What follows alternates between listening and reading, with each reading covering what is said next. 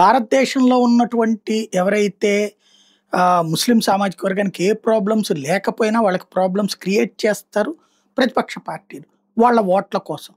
లేని సమస్యను సృష్టిస్తారు. త్రిబుల్ తలాక్ అనేటటువంటి దానివల్ల నష్టపోయేది ముస్లిం అమ్మాయిలు. దాన్ని తీసేస్తే లాభపడేది ముస్లిం అమ్మాయిలు. కానీ అది తీసేస్తే ముస్లిం మతానికి ద్రోహం ఎట్లా అవుతుంది? అందులో చెప్పబడిన విధానాన్ని పాటించమన్నారు. అలా పాటించకుండా చేసే దాని మీద యాక్షన్ అన్నారు. కానీ అది ముస్లిం మతానికే ద్రోహం అన్నట్టు ప్రచారం చేస్తారు. అదే సమయంలో ముస్లింలకు సంబంధించినటువంటి మసీదుల విషయంలో వాళ్ళ ప్రార్థన విషయంలో పూర్తి అధికారాలు హిందువులకు సంబంధించి రిస్ట్రిక్షన్స్ పెడుతుంటారు. మన దేశంలో దరిద్రం ఏంటంటే మెజారిటీ ప్రజలే అణచివేతకు గురవుతుంటారు. ఇక్కడ మైనారిటీ ప్రజల పక్షాన మాట్లాడుతూ ఉంటుంటారు. పాకిస్తాన్లో మెజారిటీ పక్షం డామినేషన్ చేస్తుంది, మైనారిటీలను అణచివేస్తుంది. దానికి సాక్ష్యం తాజాగా పార్లమెంట్లో రైట్ చేసినటువంటి అంశం. డాక్టర్ రమేష్ కుమార్ హిందూ ఎంఎన్ఏ తాజాగా కీలక పాయింట్స్ రైట్ చేసుకొచ్చారు. భారతదేశంలో 30,000 అదే 3 లక్షల మసీదులు ఉన్నాయి.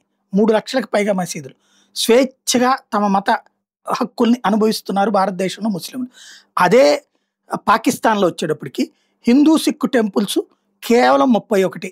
యాక్చువల్గా ఇదివరకు ఇందులో ఓవరాల్గా 1288 ఆలయాలు ఉంటే 521 గురుద్వారాలు ఉంటే ఇప్పుడు 1288 ఆలయాల్లో కేవలం 31 మాత్రమే నడుస్తున్నాయి ఆలయాలు. మిగతా వాటిని ఆక్రమించుకున్నారు అక్కడ ఉన్నటువంటి ముస్లిం శక్తులు. లేకపోతే ధ్వంసం చేశారు ముస్లిం శక్తులు. విగ్రహాలను కూడా నాశనం చేశారు ముస్లిం శక్తులు. అట్లాగే 1778 స్వాధీనం చేసుకున్నటువంటిది వీళ్ళ చేతుల్లో ఉన్నాయి. ఈ మొత్తం మీద కలిపితే టెంపుల్స్ కానీ గురుద్వారాలు కానీ ఇస్లామిస్ట్ శక్తుల చేతుల్లో ఉన్నాయి.